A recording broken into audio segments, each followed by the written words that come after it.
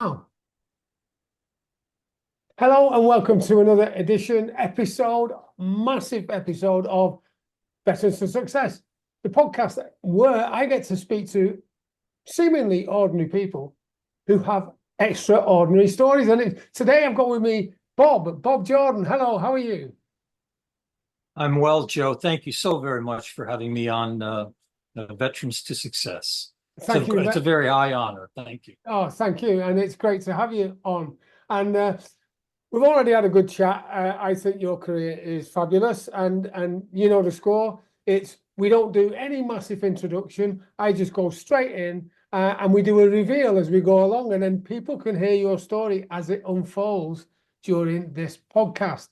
So, right, Bob, tell me what you were doing as a young lad, way before now. Well, about 20 years actually. When you were a young boy, what were you up to? What were you getting up to? Well, when I was very young, I looked to my parents. They were very influential in my life. My both parents were World War II veterans. My dad was served in the military. My mom was a Rosie the Riveter. She worked on naval aircraft, on hydraulic parts, and they were very patriotic and selfless servants during World War II. And so they really were influential in a sense of service and a sense of patriotism. I was born in 1959, and so I can recall growing up with the Cold War era, and they were very patriotic there as well during that time with civil defense, as we were very concerned about the nuclear age and the atomic fallout and all that. And I do recall my mom was very active in civil defense drills there where we were. We lived in a very small hamlet in upstate New York of roughly about 300 people. And I do know that during World War II, they were very active there with plane spotting, looking for, what they hoped would never come, and it didn't, but attack by air by German aircraft. And they would spot aircraft that were in the skies 24 hours a day. And that sense of civil defense carried on during the time in the 60s. And, with the threat of Russian attack on the east coast of the United States. But so during that time, as I grew up, I was really admired my parents for their selfless service, not only to the community, but certainly the church. So they really gave me that underpinning of faithful service to the community and to the nation. So as I grew, I went through school, and I attended school. I also was afforded the opportunity for a sense of longing for agriculture. I completed my high school years, and I did a bit of small scale farming there. I earned a Future Farmers of America Poultry Production Award in high school. Oh, well done. So I did, yeah. I was very fortunate to do that, and so I was kind of torn between what I was going to do after high school. I had played sports in high school, and wasn't quite sure what to do with following or pursuing agriculture or going off to college. So I did choose college, and at that time I thought, well, I would go on to college and then pursue a law enforcement degree. And I did. I graduated a local community college with a degree in criminal justice. But then I decided, well, I'm going to return to my roots in agriculture, if you will. And I started a farming operation, raising beef cattle and cash crops, hay and things, and selling feed locally. And I did that for several years. And I found great satisfaction with that, and with crossbreeding cattle and things. And I really, really enjoyed that. So what I'm trying to divulge is I I didn't join the military as most people do right out of high school. No, So and can I just, because there's an awful lot there, and yeah, I've got to ask you because quite a few certainly. questions have come up in my mind. Now, in the Second World War, because and thank you to your parents' service for that. And you weren't even around then, but you were born in 1959, and so. And it was interesting that you said the people in the hamlet were doing plane spotting, looking out for German planes, which wouldn't have had the capacity to get over to you back then. But it was still a fearful time, wasn't it? And if we go back to, and then you had the Cuban crisis, right? Right. And that was in your backyard. That Mhm. was definitely in your backyard. I mean, I was born, it was 62, that wasn't it? Something like that. So, Yes. yeah, yeah. Mhm. And that was the year of my birth. But let's go back to the Second World War briefly, because I don't want to go there. It was a nasty time in history.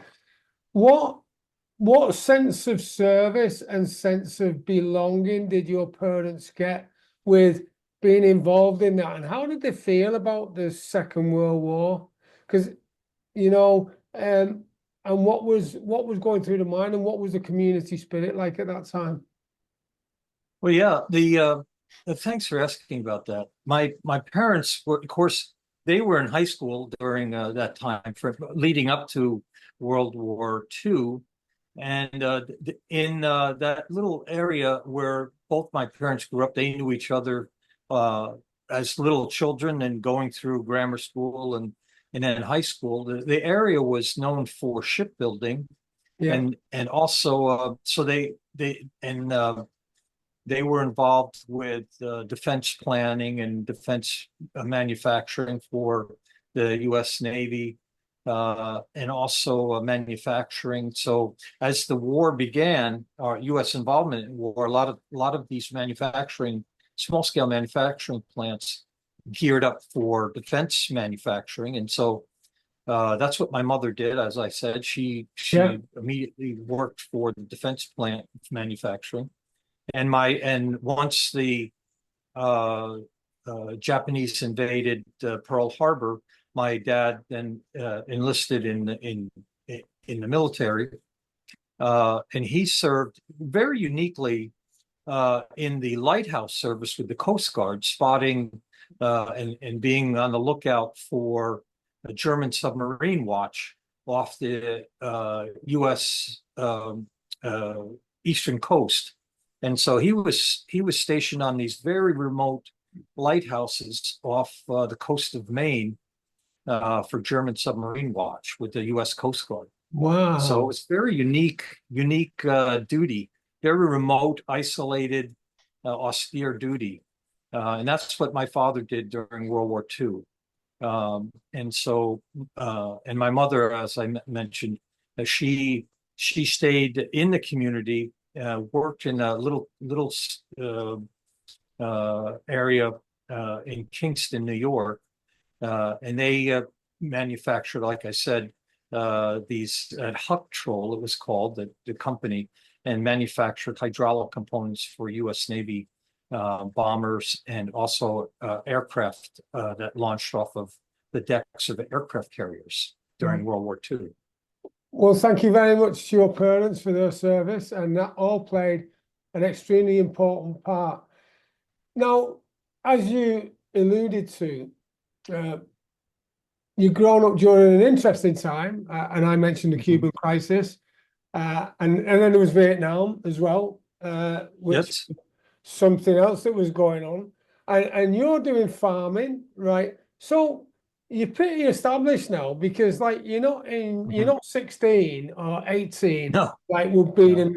the normal time for someone to go. Mhm. What was the point where you thought, you know what, I'm going to join the military, and what prompted you? What was happening that made you want to do that? Yes, thank you. Yeah, that so I realized that where I was in that little hamlet, there was no real future for agriculture. in that the degree of the scale that I was farming. I farmed about 100 and I don't know 50 acres or so, and so I what I wanted to do was I wanted to serve. I completed my education. I went back to school.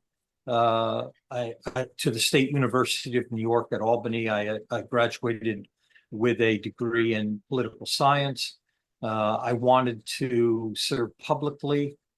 I wanted to go to law school, complete law school, and then, like I mentioned, serve publicly. But in 1993, with the first attack on the World Trade Centers, that changed my outlook. And so I thought, well, what I will do is I'll serve in the military and gain worldly maturity, because I grew up in this small hamlet, and I was so isolated. I really lacked that worldly view, right? And so I decided to join the military, enlist at the age of 34, where many people are starting to think about looking forward, Yeah, 4 years later and retire from the military. yeah. I joined the military at age 34. So it was a real awakening for many people, because I showed up there and they were very confused, like, wow, we have an elder gentleman here. Yeah. But because I was, quite frankly, almost double the age of most people there at the recruiting station. But that's all right. And I really enjoyed the military, and so I originally entered the military under a 4-year contract, and I then uh, uh, re-enlisted for 6 more years. And then my goal was to serve 10 years and then leave and enter law school and move on into the direction as I originally planned with law school, the law degree, serve publicly. Now But you touched on, yep, sorry for cutting across you. You touched on something there when you said 1993, the first Twin Towers attempt. What went on there because people may not remember that in yes, particular. So obviously we remember the one later because that was yes. total travesty. What happened in 1993? What was going on in the world at that time? Because I remember it as being quite volatile. Yes. So in 1993, there was many people probably forget about that, but in 1993, there was an attack orchestrated by Al Qaeda in New York City, with an underground detonation in the parking garage of the World Trade Center, in the hopes that this detonation would bring down the tower. It was a deadly blast. There was significant damage to the parking garage, and there were several people that were killed. But it did not bring down the towers as intended. And so the attack was linked to Al Qaeda, and it just I just realized that now it was my time to serve. And so I forego, going to law school, and then I said, this is the time for me to join the military. And so I did. And so once my first contract was coming to an end, I decided to re-enlist and then serve 10 years. And And then who did you serve with? the Navy, Yeah, yes. yeah. Yeah, I served with the Navy. And I had served both ashore and afloat, served on amphibian assault ships, um, and then And by the way, you were a bit of a chip off the old block, i.e., following in your father's footsteps, because what he did was pretty cloak and dagger stuff, where he was observing and gathering intelligence, wasn't he? And you went a similar route, didn't you? I think so, because I was at the time I was an intelligence specialist, Yep. an enlisted sailor, and I did very well in the Navy.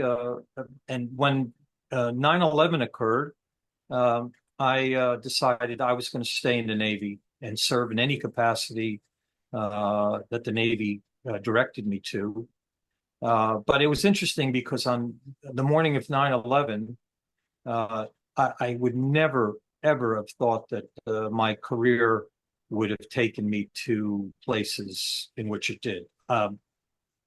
I had served in places prior to 9/11 in all over the world, and I had served on the ground in places as well.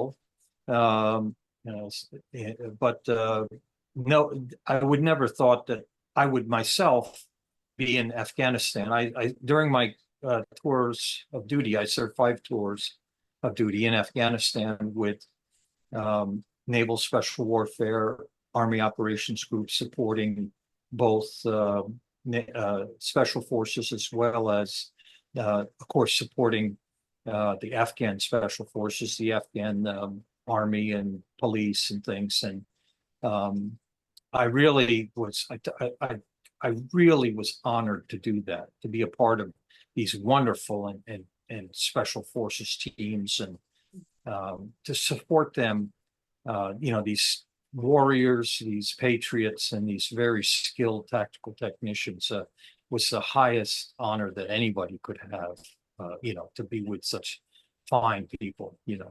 And I can see how passionate and how honored you are with that. And obviously, just the same as when I'm chatting to any other guys, we don't go into anything that's operationally sensitive, because as soon as we mention countries that we've served in, we know what goes on pretty much. On the aspect of, because we'll be moving on to what you then decided to do, which was a major career shift, really, in one respect, and then in another respect, it's just a sensible transition to doing what you do now. So how did where you served manifest itself for you psychologically and physically? Yes, well, I would say that I volunteered for anything that came my way. I truly did. I wanted to serve in a capacity at a time of war. I knew that that's where I'm a passionate believer in my faith, and so I just send me. That's what I wanted to do. I just wanted to be where I thought that the Lord directed me to be, and I did so unreservedly. And so, for instance, I had my military career was I gained rank very, very quickly. I reached the top rank in the enlisted as an enlisted person, E9, which in the Navy is a master chief, and then I decided to seek a commission as a warrant officer, which is really unheard of, to be a E9 and then to go warrant officer, and I did that because I wanted to serve in a tactical sense, and so I just wanted to serve with these phenomenal people on these phenomenal teams at a time of war, and so I did that. And so fast forward, I retired in 2019. I retired at the Pentagon and at the Pinnacle, right, to work at the Pentagon. And when I did retire, I did have some physical issues, disabilities, as well as some emotional trauma that of course resulted from my time in Afghanistan, and so I had to rely on not only my spiritual resilience with the Lord, but also I would say with the Department of Veterans Affairs, both the emotional support that I gained, but of course the physical side of that, and from doctors. And I must say that I do receive very, very fine care from the VA. and that's sustained me along with the spiritual care that I receive as well. Thank you. So you've let, and by the way, because the Pentagon really is as good as it gets for intelligence and whatever. And I don't want you to go into the detail of, right, when you go through this door and then on the right hand side and the left hand side, what was it? That's not what I'm asking. What I'm asking is, what was it like working in the Pentagon at the center where the finger's on the pulse, really? Well, I'll tell you yeah, I mean, my job, right, it was at the highest levels, and I was so honored to work there. But I will tell you one thing about the Pentagon, uh, which unless you enter into the Pentagon, a lot of people don't realize what it is inside. And I'll share this with you. Right. The Pentagon is 5-story building, right? And it's concentric rings. Yeah. What amazes me about the Pentagon is going to work there every day. It's a museum. So each floor and with each ring is a different museum. It's amazing. When you go into the Pentagon, every day I would just be amazed by going around on each floor of every wing is a different museum. So if you haven't been inside, you would never know that. Yeah. It's just remarkable what's inside that building. Now, of course, there's thousands of offices, right? Which you would never know what's inside those offices, because inside the Pentagon, it's very quiet. Yeah. Because everything happens behind closed doors, right? But inside the hallways of the concentric rings on those 5 floors, it's a museum. Yeah. And it honors every branch of every service. It just amazes me. So you can see all on different floors, all periods of war, Yes, that's all correct. periods of conflict, what's gone on in Mhm. honoring our brave that have gone before us. And Yes. a term I like to use, standing on the shoulder of giants. Standing Yeah, on the shoulder of giants. it really is amazing inside the Pentagon. Yeah. Well, thank But you for sharing that. yeah, it's really, but it's a very quiet place with so many people that work there, the tens of thousands of people that work there. It's very quiet And because everybody, you can hear the pin yeah, drop. that's right. So 2019, right? You've got some physical issues. You thank you for sharing that you also had some emotional stuff, and the Veterans Affairs really helped you, which is fabulous, because it's great to see that that happens on your side of the pond as well as on our side. In fact, I think you're way ahead of the way you treat your veterans. To us, it's getting better now. For instance, we're just in February this year, they brought it in slowly, but in February this year, anyone who served before 2018 can now get an ID card, a veteran's ID card that's issued by the MOD and the government, and that then gets us recognised for our service, if that makes sense. So that's good. So 2019, how did that transition go? Because you've done a heck of a lot of service, right? Yeah. In the military, when we're talking over 26 years, and then all of a sudden you just pop out the end. Yes. What? Yeah.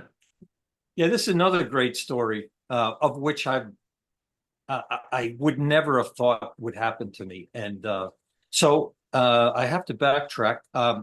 Before I retired, I was sent over to an Army base for some out processing, if you will.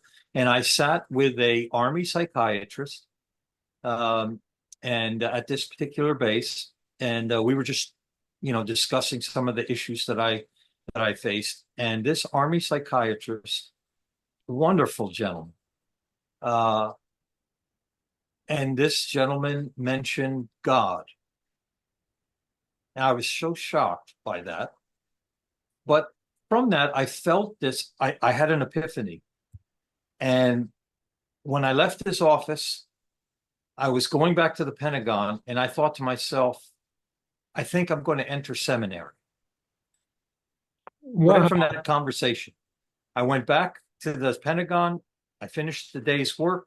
I was going back to the place where I was living in Alexandria there, and I did. I commenced to register at Regent University in Virginia, and I entered into seminary, and I completed my degree in theology, and I am now a pastor. And so my transition was all based on a successful discussion with an Army psychiatrist. I would never have thought that possible if you told me that before I went in to talk with that gentleman. So that transition for me was unmistakable, very significant, very positive, but very unexpected. So if you don't mind me just recapping to a certain point, right? Where your career from 1993, and you'd worked in intelligence, the Navy, and you'd worked with special forces, and we know who they are. Pretty good idea.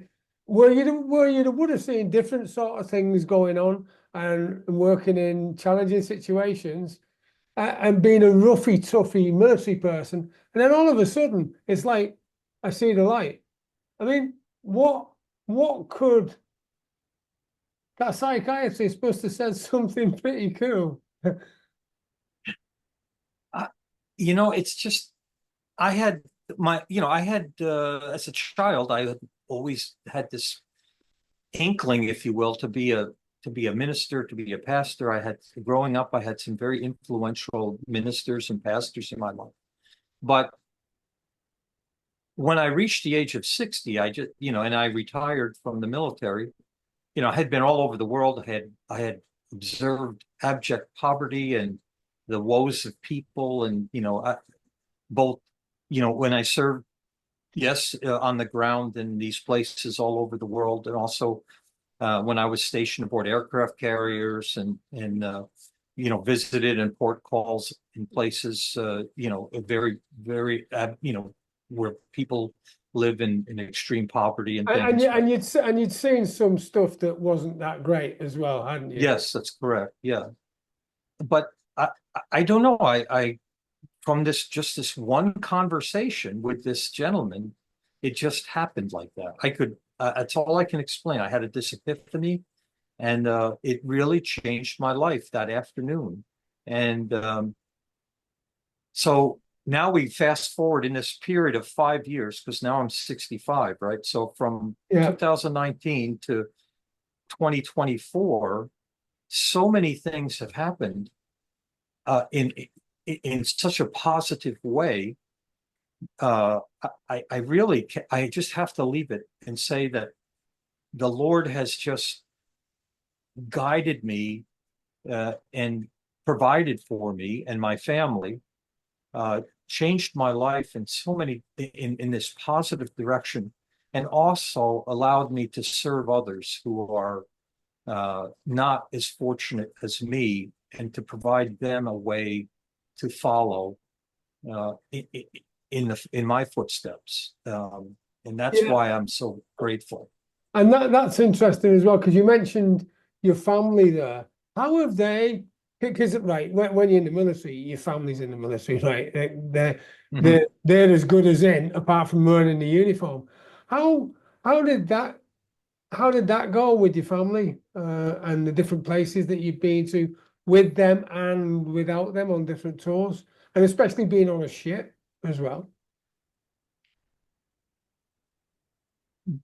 You mean the when I retired, that the transition, Well, or no, during your military career as well as yes, as your family's growing up with you. How did that affect them, and how did it bring you closer and make it a stronger unit? yes, I would say, well, my family, uh, I've been very blessed with a wonderful family, very supportive. They've been by my side, very connected. and I've been so thankful. I can tell you, like for instance, during one particular period of a 3-year period, a 36-month period, I was deployed 27 months. That's a long time. Yeah. And but my family, they stuck together. We just managed the best we could. And through faith, we just managed. It's not easy, obviously, but we just relied on faith. Yeah. And yeah. And I suppose one of the advantages we've got once you get to our age is we have more and more experience and things that happen. And the reason I bring this up is because it's helped you become the person you are now, hasn't it? Mm-hmm. Oh, yes. Yes. And how has that affected the way you deal with situations? Because, right, I would imagine, even though when you're reflecting on it now, you've been blessed and you're really happy, you've had an amazing family, you've had an amazing career. There've been times, right, where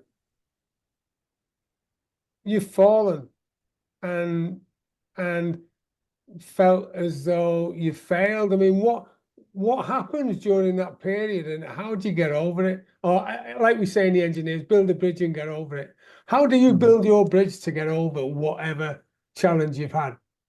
Yeah.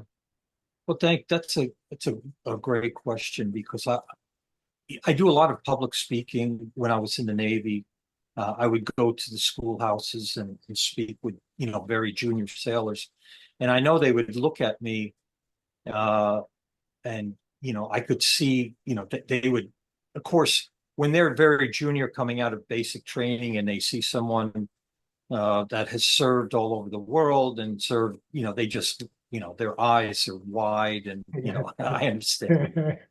Yeah. But I would tell them, I've failed miserably, not only in the military, but in life in general.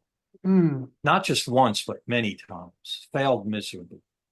I've dealt with heartache and heartbreak, and over and again. But through life, from my childhood, through my teenage years, through my, all through my adulthood, over and again, I've just failed miserably. Congratulations, welcome to the club. That's right. But I just kept going. I just relied on this resiliency and faith. Sure, I mean, I felt miserable. Nobody revels in failure. But I just knew that there had to be something, there was a purpose ahead of me, right? And so that's where I found that I had to keep moving forward. So how much, that's interesting, because what's shining through there for me is, and I bring this up regularly when I'm talking about failure, success, and you haven't failed until you give up, right? Because failure you just learn from, don't you?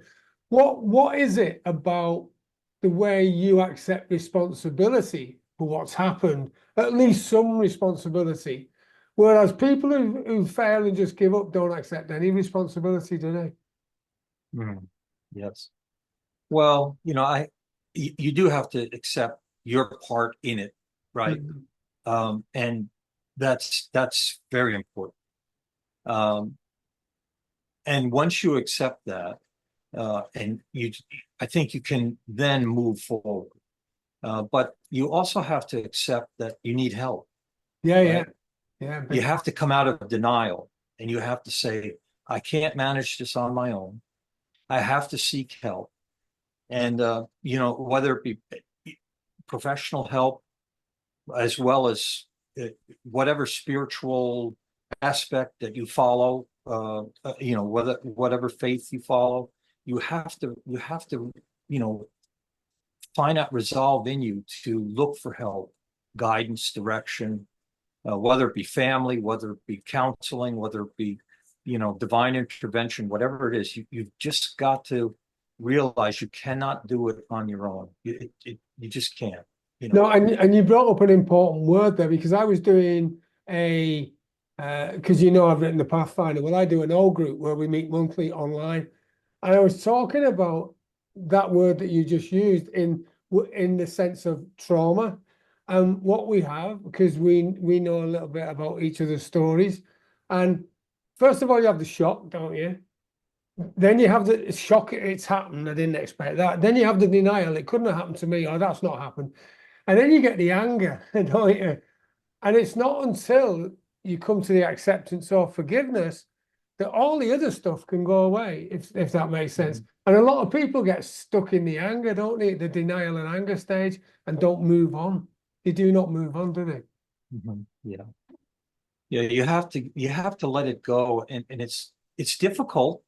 It's very difficult. So, there's guilt, and perhaps there's shame that's associated with whatever that is, right? For different people, it's different things, of course.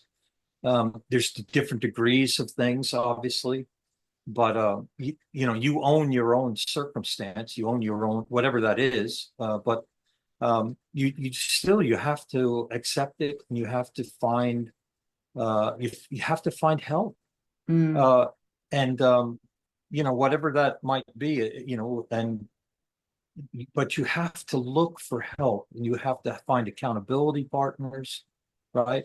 And you have to find someone that's going to be by your side, that's going to, walk with you on this journey forward. And it's very difficult. I know that, because when I say I left the military at 60, and I don't want it to appear that, man, I had it all together and I just moved forward, right? I was a broken person. Yeah. I was really broken. And tell me a bit more about that, because so far, what comes through is that you can get over anything, right? But that's not entirely as the book reads, is it? If we go back to when so tell me a bit more about that. Yeah. So I had friends that were killed in action. I had, and I had my own failures. I had people that, that I should have done things differently. I could have done, would have done all these things that, piled on top of me: emotional trauma, survivor's guilt, things like that. And when I left the military, there's a lead up to when you leave, but when you leave, it's over and done with. Yeah. Right. And so I never addressed it because of fear of missing out. You don't want to, and that's a real problem for so many of us, because instead of addressing issues as they come, and oh my gosh, I'm going to lose my clearance if I say anything, or I'm going to miss the next deployment because they're going to think I'm a malingerer, or whatever the case might be. You just internalize everything, right? And it just compounds itself, and then you try to, that stoicism, and you just try to keep pushing it down. And anyway, so when you finally address it, of course, now you're leaving the military where you should have addressed it years ago, right? Now it's all comes to a head, because now there's trauma in just leaving. Yeah. Because and the ID card, when you just gotta hand that over. You hand it in. Yeah. And then when you let go, that's it, isn't it? That's it. There's you have a ceremony, I guess, and you leave, but once you leave, you're just ordinary guy, right? Or an ordinary woman, or whatever the case might be. And you just walk out, and nobody's saluting you anymore. It's just, you're just a regular person, a civilian. And now it starts to hit you like, number one, you need a job. Number two, you have a lot of problems, health problems. You don't feel right. You don't know what to do. You don't know what to wear, right? Because you've been wearing a uniform for 26 years. And then you look in your wardrobe, you think, flipping out, I've only got a pair of shorts. And it's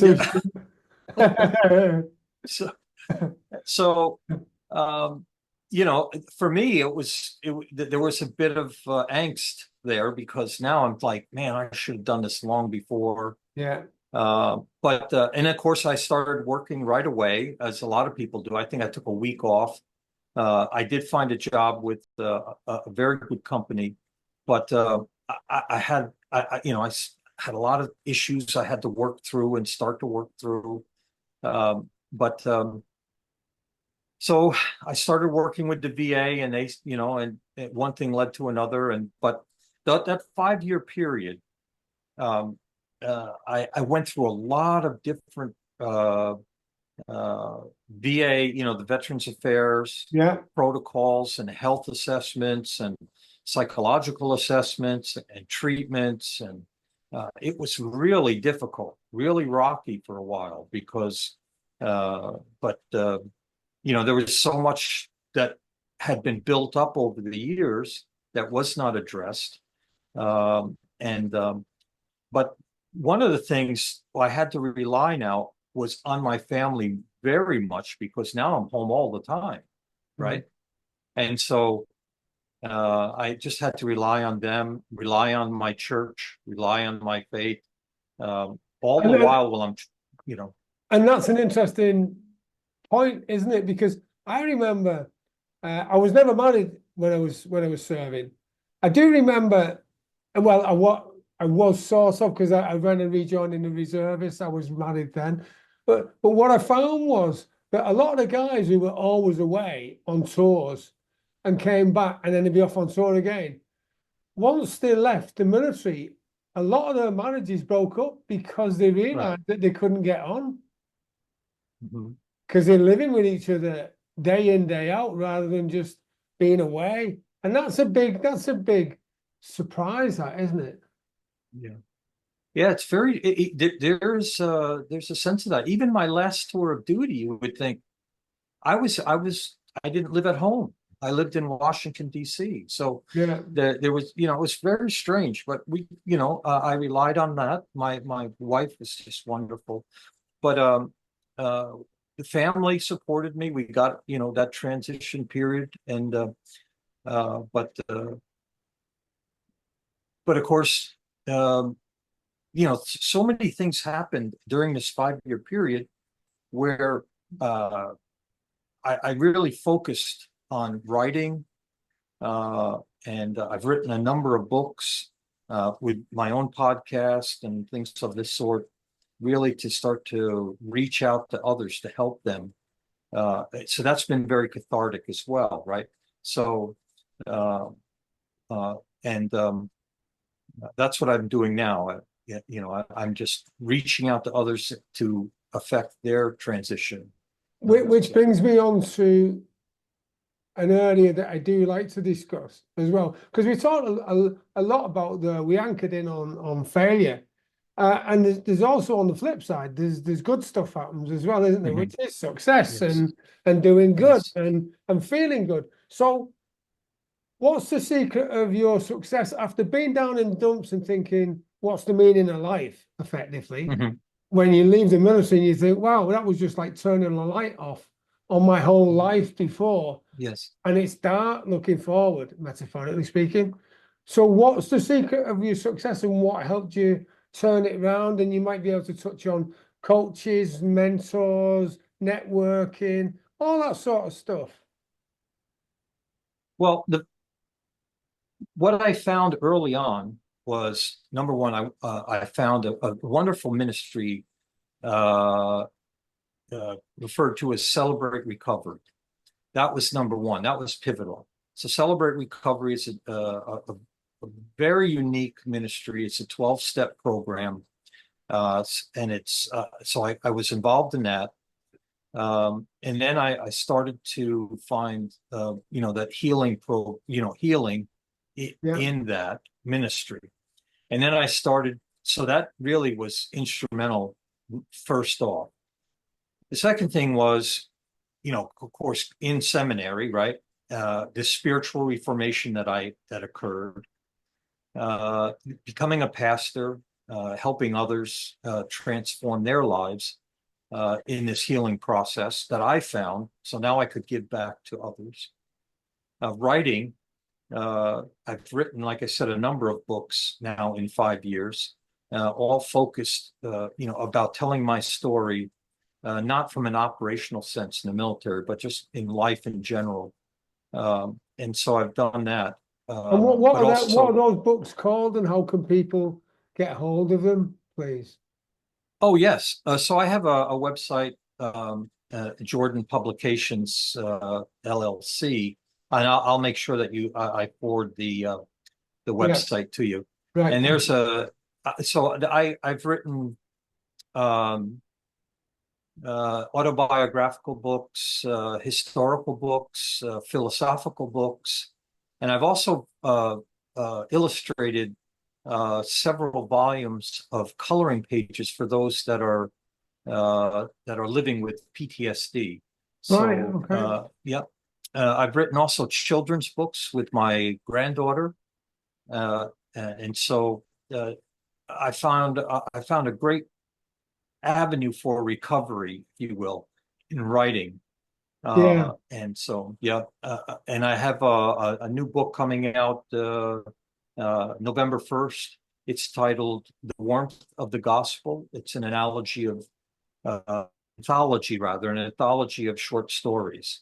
And so I'm very excited about this book. One of my books, in fact, just recently, uh, that's called Faith, Flag, and Family, A Purposeful Guide for Selfless Service, just earned an International Impact Book Award for life experiences, which I'm wow. really thrilled about. So, but yeah, and I think these books that I write really are helpful for those that were perhaps in similar circumstances as I was somewhere along in their journey through life. So, That's fabulous. So, when you went in the military, you knew everything, right? Which is probably a bit stretching the truth. And the reason I'm touching on that and asking the question in an ironic way, if you like, is because when you think back over your military career, which is a good few years, and now as you've transitioned to a pastor and you've written books and you do a podcast as well and all sorts of stuff to help those who are less fortunate and to help those who are successful as well. Thinking back, how many people have helped you in the way of coaches and mentors, and how important do you think that was in your personal growth? well, I will say that, I mean, I don't know if I can calculate how many people have helped me over my life because um, I've needed help all along the way. I remember I was not the brightest in school, Yeah, so many teachers helped me. Uh, so many coaches helped me in sports, um, uh, and it certainly in academics later on, and community college and state college, and of course here locally, and in seminary, certainly in seminary. yeah. Um, but in my sponsor in Celebrate Recovery, who has walked with me in this journey over 5 years. I just received my 5-year chip in Celebrate Recovery, so I'm very thankful for that. But so many people have just, Congratulations. oh, thank you. So many people have just loved on me and supported me and have walked alongside of me. I found encouragement. My granddaughter, of course, she's 13, and I think she has just provided me such uh, uh, support and love just being there, that now that I'm retired, and I've watched her grow, and there's just something about that. I'm just such a closeness to, in fact, that we can write books together. I mean, that's just wonderful, right? That's Um, great, isn't it? so, I mean, I've just been so blessed with so many fine people. The men, these people that I've served with, to include, these warriors, the finest warriors have taken me under their wing to be a part of these teams. I remember, thinking of myself, man, I can't, it's unimaginable that I'm with these people, you know, on these teams that so few people ever know that these teams exist. And here I am amongst them, amongst these giants. It's just, to me, it was just such an honor to be with them, to just be in their company, you know. And so I never took it for granted, nor did I take it lightly to be with them, to support them, to provide for them. And so so many people have helped me, and I'm just so grateful. So, and that's probably a driver to why the reason behind you wanting to help now. And touching on that, leading on from that, when you've, because I could see you were going back there and calculating the benefits that you gained. How? Because right, imagine if you'd just been dumped out the military at any particular time, and you'd think, oh, what am I going to do in Civvy Street? Like you did when you were age 60 and you had a tough time. Now that the dust has settled and you've recognized, maybe you've had that conversation with yourself, stop feeling sorry for yourself, come on, let's crack on, or something similar, because I know I had that conversation with me a few times. How transferable do you think the skills are from what you learned, discovered, mastered in the military to civilian street now and what you're doing?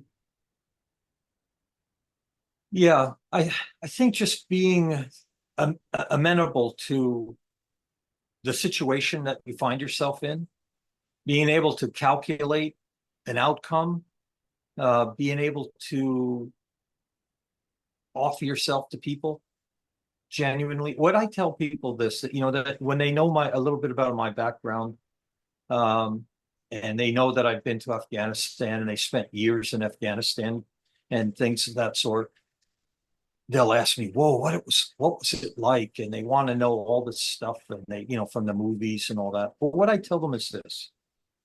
I tell them that there's no better environment than in a combat zone to extend humanity, right? And so from that, you can extend humanity far further in any other environment. So that's what I've learned from the transition from the military, is to extend humanity. That's my military experience taught me. Now that I'm out of the military, is to extend humanity to others. And I think that's what I've tried to do. And I think that's really the lesson that I learned in the military. I know some people might say, oh, that's an oxymoron. How can you be in the military and learn to extend humanity? But that's what we do in the military, right? We extend humanity. Yeah, well, right. We train hard, fight easy. But when we're fighting, we're training, we're negotiating for peace, right? Yes. Because we don't want to be in the fight mode for that long. In fact, we'd rather not. And I guess someone will say that's a general statement, Joe. I know that a vast majority of the people I knocked about with in the military weren't exactly pacifists. They didn't like war. They'd much rather shake hands and go out for a cup of tea or a pint or something. Because at the end of the day, violence has never solved anything. Because the person who you're violent against is going to puff up the chest and say, well, I'm harder than you are. And then they have a go. And then it just keeps going. And it's, in my opinion, anyway, it's a bit silly. Yeah.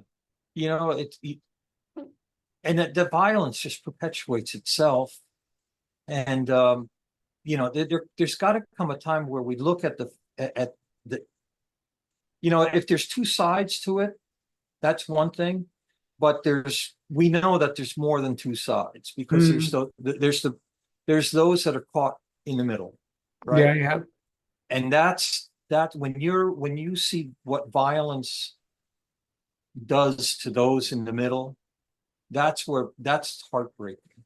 Yeah. And that's what you often don't see. And so that's what I'd learned in the military. If there's a necessary aspect to war, and there often is, right? I mean, but there's often an unnecessary consequence to it. And that's that heartbreaking reality. That's those people that are caught in the middle. And that's what I've learned. So that, that extension of humanity that's necessary.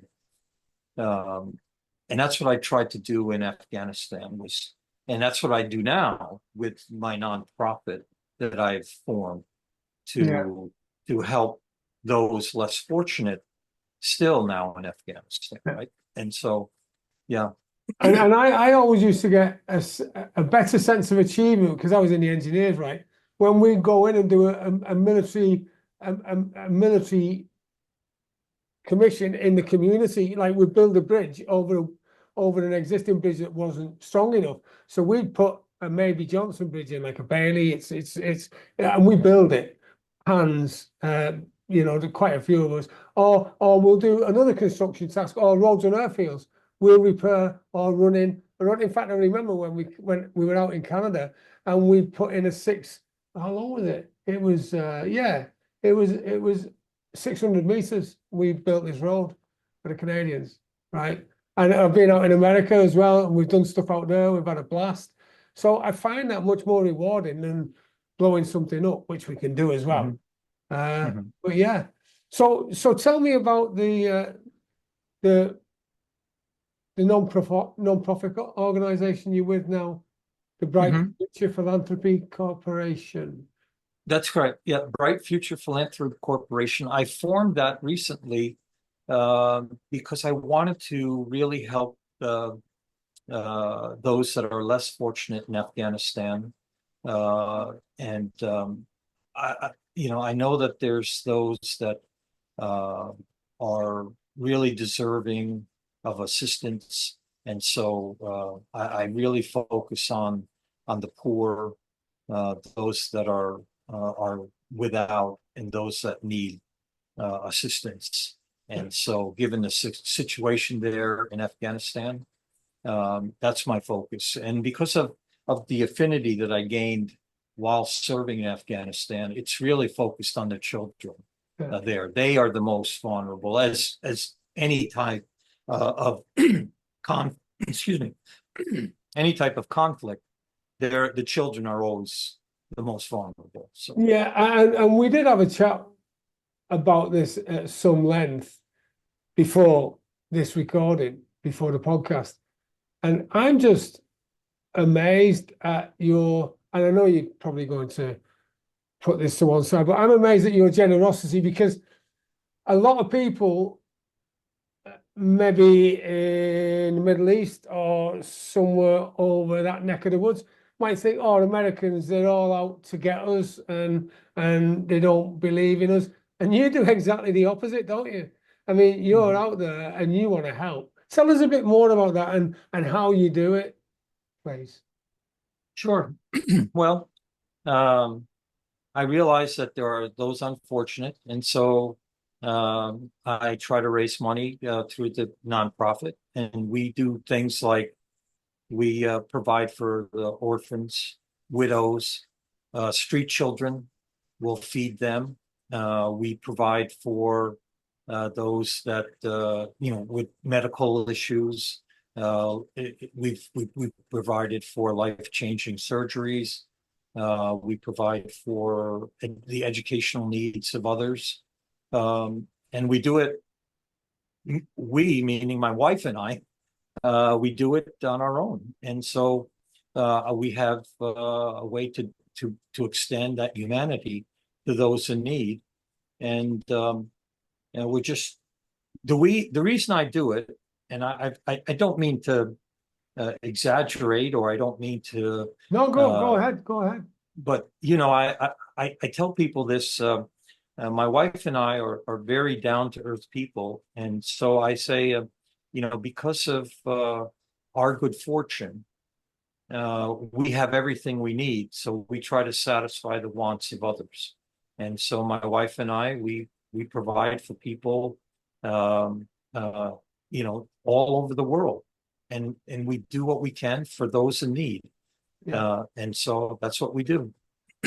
And it's so fabulous that you recognize that you're good fortune, and yet for anyone else, it's like the story I was once told, not sure how true it was, but there were twin brothers, and these researchers, and they didn't live with each other. Uh, these two individuals, and the researcher went to one and said, "Tell us about how you got into crime," and he said, "Well, my father was a gangster, my mother was a drug addict." They were always in jail. And what else do you think I'm going to do? I went into crime. And they went to this other chap and said, tell me about how you made it, became a multimillionaire. He said, well, what do you expect? He says, my dad was a gangster. My mother was a drug addict, and they were in and out of jail all the time. And it turned out they were twin brothers, right? I think that it's not what happens on the exterior outside. It's how you receive it, if that makes sense. And when you say you've been so fortunate, I know you've suffered physical and emotional injuries, which are severe. And I also know that you utilize your own resources, Yes. your own resources, that you receive from the military for your injuries to help these Afghan people when you can't raise the money yourself. So I salute you, sir. I mean, that's just fabulous. Well, thank you, sir. Thank you very much. Yeah. And I do that. Yeah. Yeah, so if anyone's got an idea that Americans are stereotypical and they just want to wreak havoc, then maybe you should think again, because not everyone's the same, and most people in the world are good, aren't they? Yes, they are. Yeah. Yeah, I agree with you there. Most people want to do good.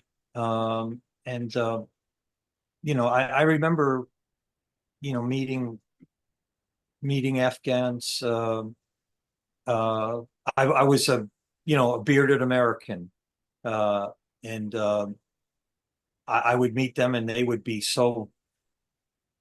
look at me, and I would have special weapons. I would be plain clothes, and Yeah.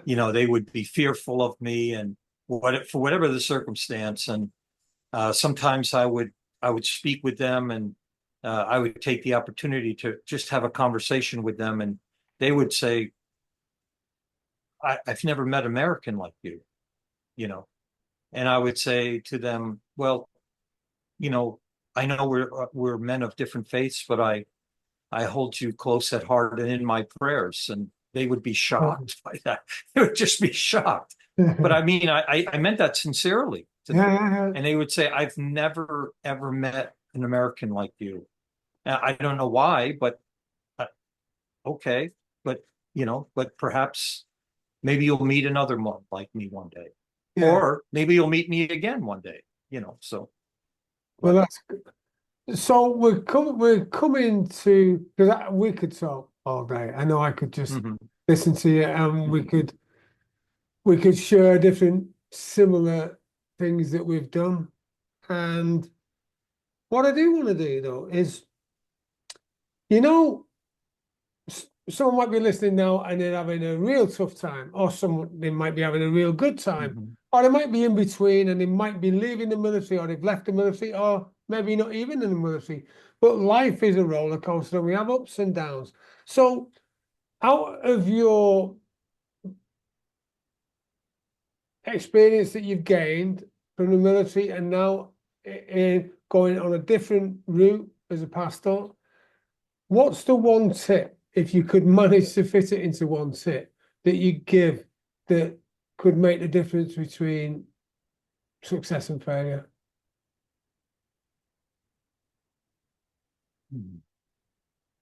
One tip. Well,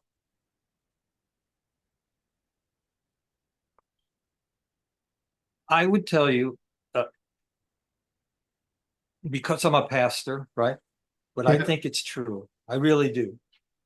The one tip I would say to people, try prayer. Just try prayer.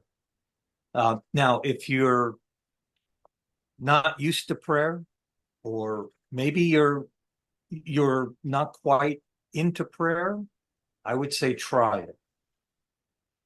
You don't know how to pray, just speak to the Lord. Mm. If you have prayed before and maybe you're against it now, return to prayer. Um, I mean, that's all I can say. That's my advice. Try prayer. Right, that's a great tip. That's it. That's Yeah, that's all I can say. because having belief when Yeah, you're down really can make the difference, can't it? yes. That's it. That, I mean, for me, that's my advice. That's what it's worked for me. When I was at my lowest, I prayed. When things are going well, I give thanks and praise. Mm. And you got to remember that. You've Yeah, yeah. got to remember to pray. A lot of folks will forget that. You have to pray constantly, uh, and not and don't forget that you have to pray constantly. And that was something that just pulls through to my memory then. And recognize wins, whether they're small wins or big Right. wins. Just congratulate yourself. Well, it might Hmm. be that you got up when the opportunity clock, because we don't have alarm clocks, so you got up as soon as the opportunity clock went instead of putting it on snooze 5 times. That's a Hmm. win, isn't it? So Yeah. congratulate yourself. Brilliant. So, Bob, what does the future hold for you now? What's your next mission, if you like? Yeah. Well, I'm not sure. Uh, I'm really considering this writing. I've got some plans for 2025 with a couple of writing projects. Um, I'm excited about that. Um, I I just love serving the Lord. I love serving others. Um, and and I'm involved in a group that's we want to build a veterans retreat. I'm hopefully it'll be in 2025 where veterans can come and stay in a like a camp setting for just rest and relaxation.